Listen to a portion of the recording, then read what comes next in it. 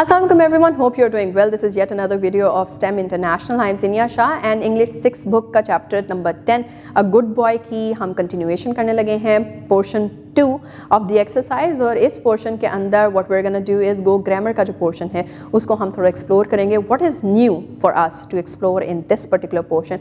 Come and let's check it out. Alright guys, go grammar का part है और यहाँ पे past perfect tense को जो है वो हम एक दफ़ा और practice करने जा रहे हैं। तो past perfect tense is used to show that one action happened before another action in the past, ऐसे हमने पहले भी पढ़ा। And what it does it helps us clearly understand which event happened first, पहले क्या हुआ था और फिर बाद में क्या हुआ। इस चीज़ की क्लैरिटी हमें कहाँ से मिलती है? past perfect tense के sentences से। एग्जाम्पल के तौर पे there is one that is provided. Example number 1, I had packed my bag, this is event A, before the school bus arrived, school bus के आने से पहले, this is event B।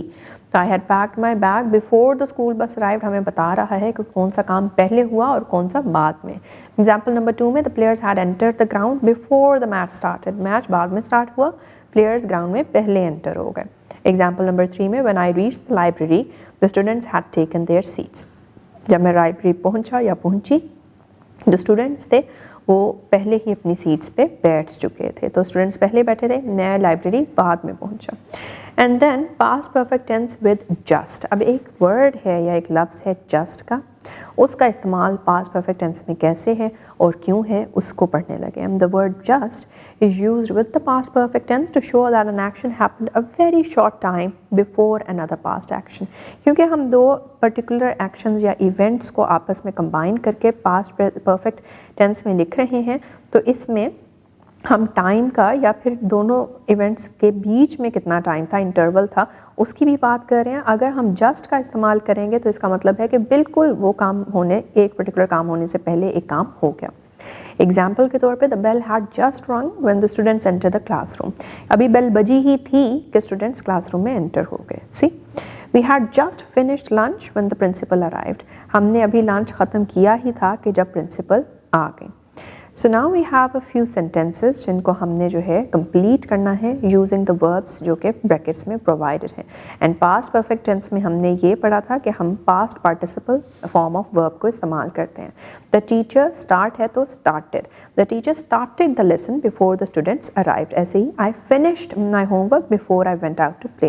And lastly the train leave का हमने पहले भी discuss किया था, इट्स अ ट्रिकी वन, और इसका जो past participle form that is left, so the train left when we reached the station। ऐसे ही we have some other blanks और उसके अंदर हमने just के साथ verb का इस्तेमाल भी करेंगे। The class had just begun when I entered the room.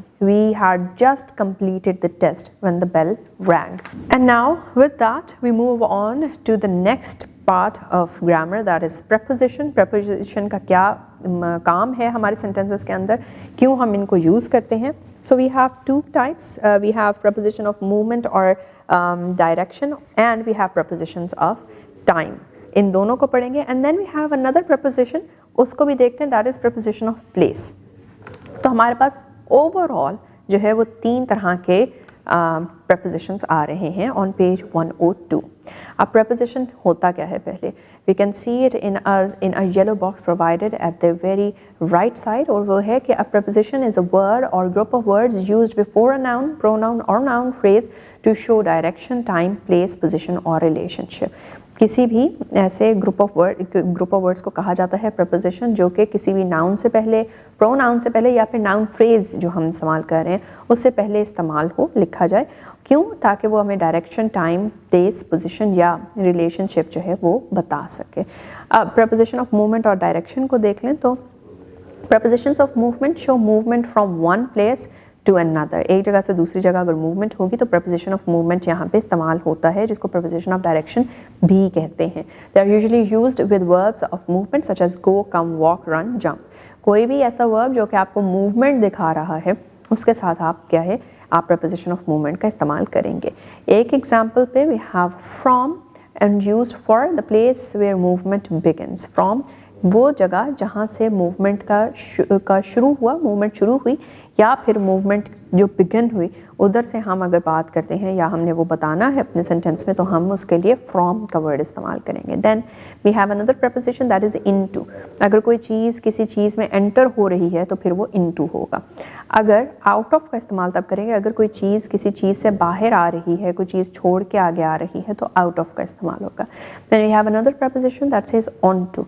If a thing is moving to a surface or a person is moving to a surface, then we use the word onto. इसी तरह we have another preposition which is up. That is कि किसी नीचे की जगह से ऊपर की जगह पे जाना. That is basically where we are using the preposition of movement or direction called up. ऐसे ही down तब होगा जब आप higher position से lower place की तरफ आएंगे. And then along is to movement in a line, right? एक line में चलना, किसी भी चीज़ के साथ साथ चलना, that is along. Then we have through, going from one end to another. किसी एक end से दूसरी end तक जाना is through, right? Then across, किसी चीज़ के अंदर से गुजरना basically is going to be through. And then we have across, which is from one side to another. एक सड़क की एक साइड से दूसरी साइड पे जाना हो तो हम कहेंगे across the street, right? Then we have towards. Towards is in the direction of something. In the direction, किसी चीज़ के करीब जाना, किसी चीज़ की तरफ बढ़ना, that is towards. And then over. Over का मतलब above something. किसी चीज़ से ऊपर, किसी चीज़ के above हो, ठीक है. So we have a few sentences for the examples. The boy jumped onto the bench.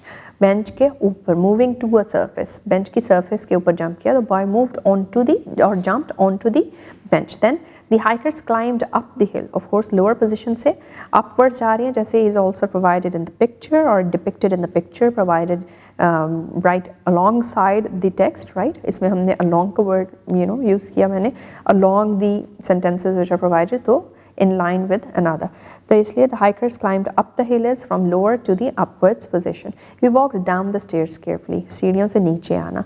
तो आप higher position या higher place से lower place की तरफ जा रहे हैं, so walked down the stairs आ गया. Then the children ran along the path. Children जो थे वो along the path, जो भी path बना होगा उस पे उसी की जो भी वो कहीं पे मुड़ रहा है, नहीं मुड़ रहा पाथ, या फिर वो यू टर्न आ गया बीच में, या व्हाट्सएवर जैसे भी पाथ है उसके साथ पाथ पे एज इट इज़ भाग रहे हैं, तो अलोंग द पाथ हो गया. Then do not swim across the river, के रिवर की दूसरी साइड पे जो है वो ना जाओ तैर के, do not swim across the river आ गया. नाउ ऐसे ही we move forward to the prepositions of time. A preposition of time is used to talk about when something happens. जब कोई चीज़ होती है तो तब हम प्रपोजिशन ऑफ टाइम का इस्तेमाल करते हैं. Common prepositions of time are in, on, at, since and for. हमारे पास कुछ प्रपोजिशन ऑफ टाइम आ रहे हैं और उनकी एग्जांपल्स हमें प्रोवाइडेड हैं. इन एक ऐसी प्रपोजिशन ऑफ टाइम है, ऑन है, एट है, सिंस है और फॉर है.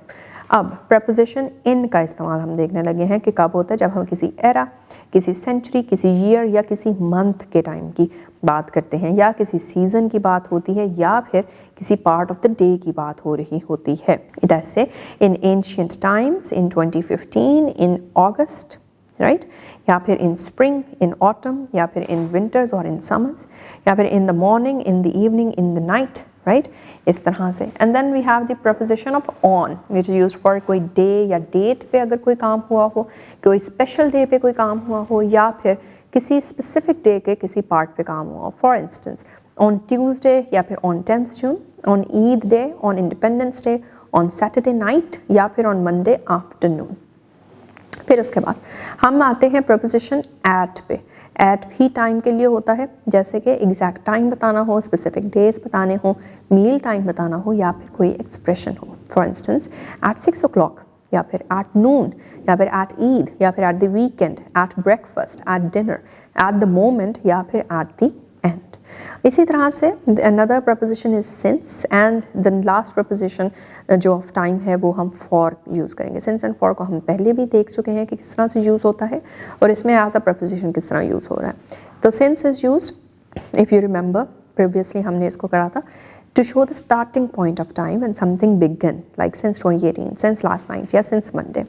और for तब होता है जब हम duration बता रहे होते हैं, how long something lasted, लेकिन हम starting point उसमें कहीं पे mention नहीं होता, for 2 hours, for 5 years or for a long time.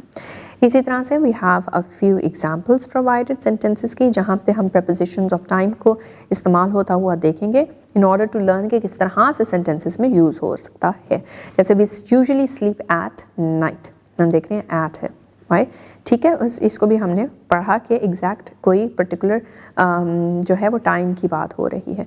So we usually sleep at night. The class will start in 10 minutes, इनको हम देख रहे हैं कि कब, कितने टाइम में, तो in 10 minutes. Then she visits her grandparents on Sundays, तो वो स्पेसिफिक डे की बात आ रही है, तो ऑन की बात आ जाएगी। And then it has been hot for 3 days, हम देख रहे हैं ड्यूरेशन आए और उसमें कोई भी स्पेसिफिक टाइम बिगिनिंग जो है वो नहीं प्रोवाइडेड, दस फॉर का इस्तेमाल है। He has lived here since 2012, 2012 से वो यहाँ पे रह रहा है, तो since beginning of the that particular event की बात हो रही है, इसलिए हम since का इस्तेमाल करें। And the last type of preposition is the prepositions of place. A preposition of place shows where a person or thing is located in relation to something else. किसी भी दूसरी चीज़ से के comparison में या in relation to it किसी एक चीज़ की क्या positioning है, उसको हम preposition of place से show करते हैं। जैसे कि behind, if something is at the back of something, किसी चीज़ के पीछे कोई चीज़ पड़ी है तो behind है। between, अगर कोई दो चीज़ों के दरमियान कोई चीज़ पड़ी हुई है तो between आ जाएगी। in front of, किसी चीज़ के सामने बिल्कुल। below या फिर under, किसी चीज़ के नीचे।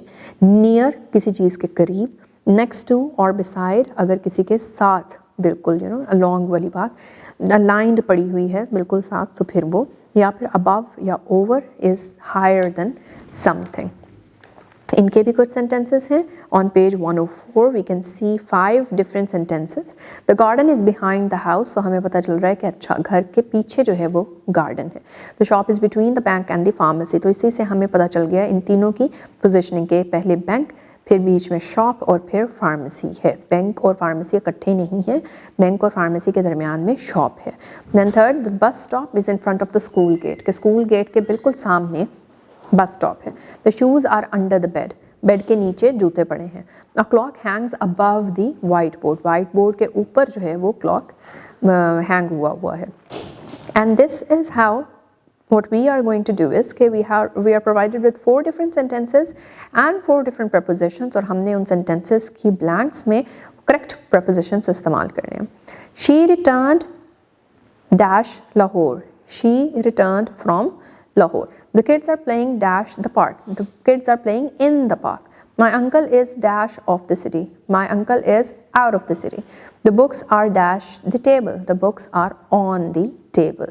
And then we have another form or kind of pronouns, जिसको हम देखेंगे। pronouns की पहले भी हमने कई types की हैं, ये एक नई type है और इसमें है, इसका नाम है reflexive pronoun। And then we have another type of pronoun जिसको आज हम पढ़ेंगे, that is reciprocal pronouns. तो reflexive pronouns क्या होते हैं? Reflexive pronouns are used when the subject and the object of a sentence are the same.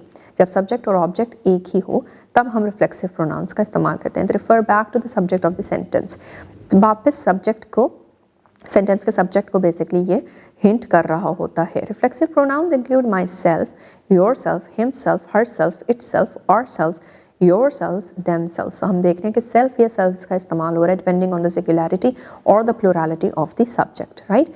Example के तौर पे we have a few sentences provided with enjoyed ourselves during the school trip, हमने बहुत enjoy किया, खुद से enjoy किया school trips में, राइट। सो वी की तरफ वापस जो है वो हिंट जा रही है, we enjoyed ourselves during the school trip. You should try to solve the puzzle yourself, में खुद अपनी पजल को सॉल्व करने की कोशिश करनी चाहिए। तो योर सेल्फ जो है वो यू पे वापस हमें हिंट दे रहा है।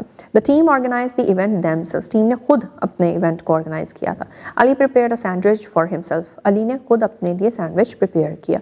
सो इस तरह से if a particular pronoun is hinting back to the subject and we can see कि the subject and the object are the same, Ali could have prepared a sandwich for someone else as well, but he prepared it for himself. See, तो अगर तो subject और object same है तो फिर हमारे पास जो pronoun का इस्तेमाल होता है वो reflexive pronoun का होता है।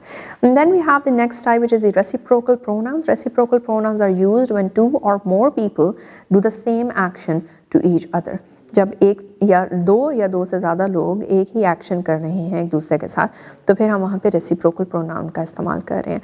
अगर विद ये इसमें 2 आ जाते हैं, ईच अदर या फिर one another. Each other usually is used for two people और one another is usually used जब दो से ज़्यादा लोगों की बात हो। एग्जाम्पल के तौर पे twins looked at each other and laughed. Twins दो हैं, they looked at each other and laughed. और फिर all group members helped one another with the project. सारे ग्रुप मेंबर्स, अब ये दो से ज़्यादा थे, उन्होंने एक दूसरे की मदद की प्रोजेक्ट में, इसलिए हमने वन अनदर का इस्तेमाल किया।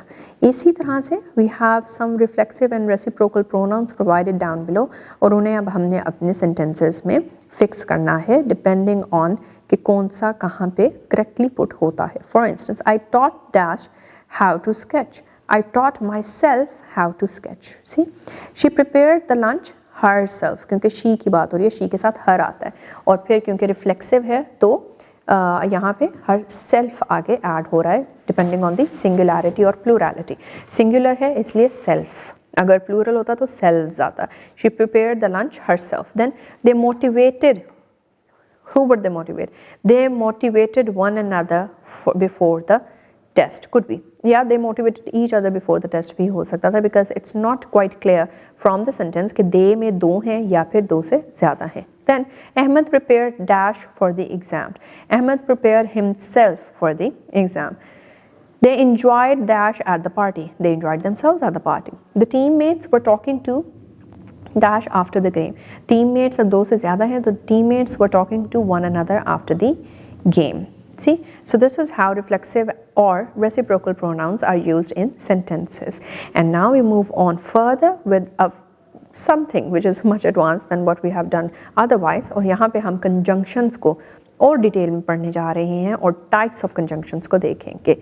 टाइप्स ऑफ कंजंक्शंस में बात करें तो हमारे पास दो तरह के कंजंक्शंस आते हैं। The first one is coordinating conjunctions and the other ones are subordinating conjunctions. एक दफ़ा याद कर लेते हैं कि कंजंक्शंस होते क्या हैं। तो कुछ वो ऐसा कोई लफ्ज़ या फिर वो अल्फाज जो कि किसी भी वर्ड्स को आपस में ज्वाइन करें, किसी फ्रेजेस को आपस में ज्वाइन करें या क्लॉजेस को एक दूसरे के साथ ज्वाइन करते हों, तो उसको कंजंक्शन कहा जाता है।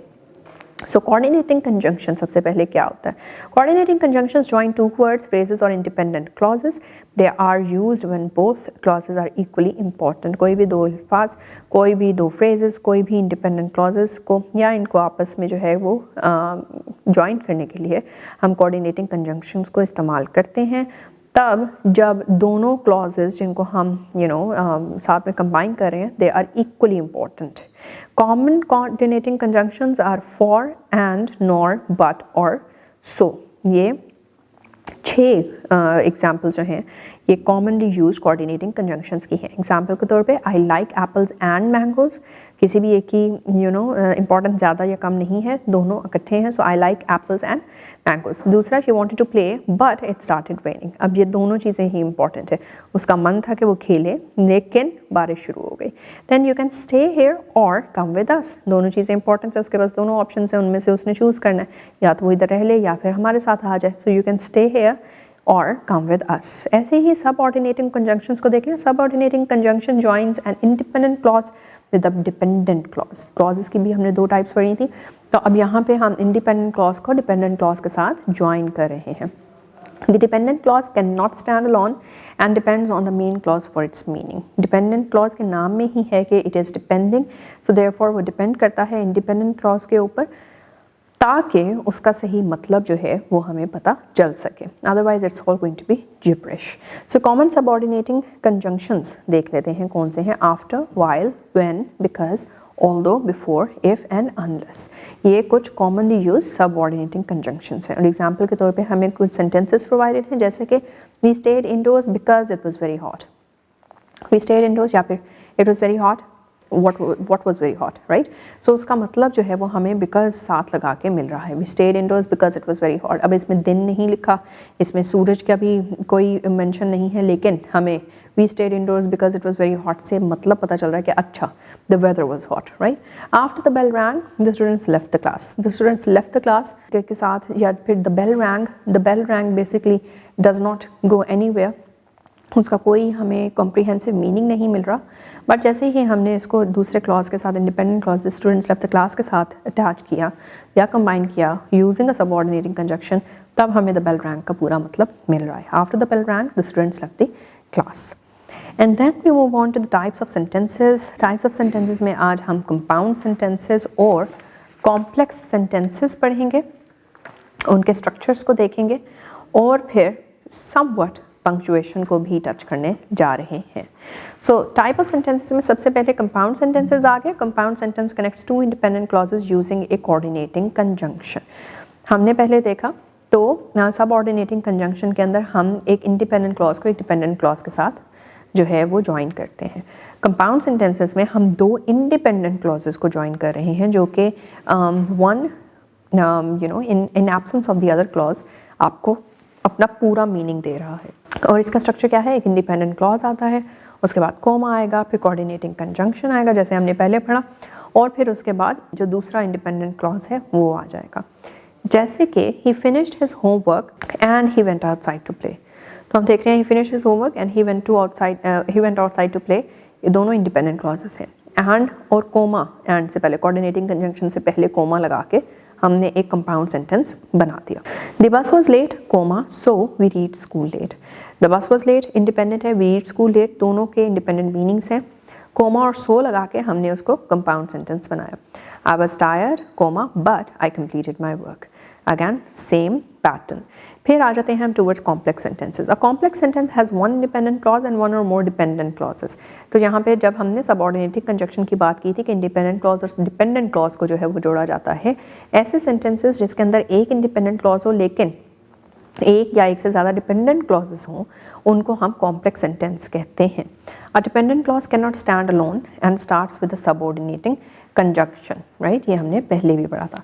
स्ट्रक्चर में देखते हैं इंडिपेंडेंट क्लॉज आता है हमेशा, फिर उसके बाद सबऑर्डिनेटिंग कंजंक्शन आ जाएगा, फिर उसके बाद डिपेंडेंट क्लॉज आएगा, फिर सबऑर्डिनेटिंग कंजंक्शन आ जाएगा, फिर डिपेंडेंट क्लॉज आ सकता है, फिर कोमा लग के इंडिपेंडेंट क्लॉज कोई भी ऐड हो सकता है. एग्जाम्पल के तौर पे she stayed at home because she was not feeling well.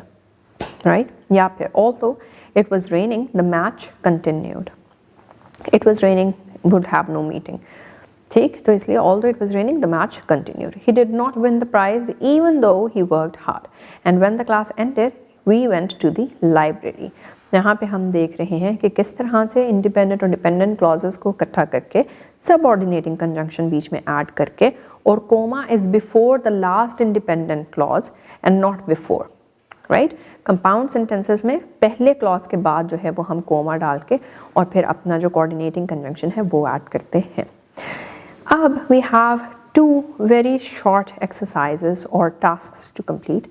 The first one is write one sentence using each type of conjunction, and this is on you. You will come up with जो भी coordinating conjunction जिसको आप इस्तेमाल करना चाहें और उससे related आप एक सेंटेंस बना दें. Second is subordinating conjunction. इसमें भी choice is on you. Whatever subordinating conjunction you like उसको चूज करें और उस पर एक सेंटेंस बनाएं. And then the last question related to this is to identify whether the following sentences are compound or complex. हमने पढ़ा कंपाउंड सेंटेंसेस के अंदर there is a particular structure which is to be followed. एक independent clause होता है, coma लगा के coordinating junction, और फिर एक और इंडिपेंडेंट क्लॉज आता है. और कॉम्प्लेक्स के अंदर क्या होता है कि we have a particular independent clause और फिर उसके बाद आप सब ऑर्डिनेटिंग कंजंक्शंस का इस्तेमाल करके जितने मर्जी डिपेंडेंट क्लॉजेस और इवन इंडिपेंडेंट क्लॉज भी ऐड कर सकते हैं. So she studied hard so she pass the test. तो हम इसमें क्या देख रहे हैं कि we have a comma after the first very independent clause and we have a so which is the coordinating conjunction. Therefore this is a compound sentence. Then I will call you when I reach home. I will call you when I reach home. तो इसमें हम देख रहे हैं कि when का इस्तेमाल हो रहा है. I reach home and I will call you both independent and therefore compound. Then he wanted to buy the book but it was too expensive. He wanted to buy the book. It was too expensive, cannot stand alone. So therefore this is a complex one. And then before the sunset the travelers rested. Before the sunset is one thing, the travelers rested is another thing, and then they are combined with the comma. और before का word भी यहाँ पे इस्तेमाल होता हुआ हमें नज़र आ रहा है. Therefore हम देख रहे हैं कि subordinating conjunction है, not a coordinating one. Therefore this is a complex sentence. And the last part for today is punctuation. Punctuate the following sentences. Also add apostrophe where needed. Apostrophe कहाँ पे आती है? एक punctuation mark होता है जो कि possession को show करता है या फिर contractions form करने के लिए show करता है. पोजेशन के लिए we have an example, Ali's book, Ali की किताब। अलीज़ के एस से पहले हमने अपॉस्ट्रफी डाली, तो अपॉस्ट्रफी एस ऐड हुआ तो हमें पता चलता है कि अच्छा ये बुक अली की है। या दूसरी चीज़, कॉन्ट्रैक्शंस जब बना रहे थे, डू नॉट को डोंट लिख सकते हैं, एन टी के बीच में वी हैव एन अपॉस्ट्रफी, या फिर कैन नॉट को कांट भी लिख सकते हैं, I can't do this, right, इस तरह से। So we have to punctuate the following sentences. Samia's bag is missing, एक तो फुल स्टॉप, और समिया का जो एस है that would be capitalized. My brother's bicycle is new, again M का माई का एम जो है that is to be capitalized. Brother's bicycle, brother की है, apostrophe before an S and is new के बाद full stop. The teacher's desk is clean. समियाज में भी इसी तरह से एस से पहले apostrophe. The teachers desk is clean, तो टीचर्स के एस से पहले भी अपॉस्ट्रफी आएगी, टी जो है द का दैट वुड बी कैपिटलाइज्ड, और क्लीन के बाद full stop. This is the girls' classroom, तो दिस का टी कैपिटलाइज्ड, गर्ल्स के एस से पहले जो है अपॉस्ट्रफी, और क्लासरूम के बाद full stop. The dog's tail was injured, the का टी कैपिटल, डॉग्स के एस से पहले अपॉस्ट्रफी, और इंजर्ड के बाद full stop. This is how we are to do this punctuation exercise. So we're done with this particular portion, और यहाँ पे सबसे important चीज़ जिस पे हमने stress किया है that is preposition. Preposition होते क्या हैं, इनकी types क्या हैं, different types of preposition का इस्तेमाल कहाँ कहाँ ज़रूरी है, कहाँ किया जा सकता है, और कैसे वो हमारे sentences में या हमारे expression में clarity लेके आता है। So what is required of you is कि वो कुछ questions जो हमने किए, I would want you to go a bit beyond that level, और कुछ उस नई चीज़ें जो है वो ढूंढें, कुछ नए resources check करें जहाँ पे आप preposition और उसकी various types को apply कर सकें और practice कर सकें। And with that we will now meet in the next video with the last portion of this particular exercise. Until then, take care. Allah Hafiz.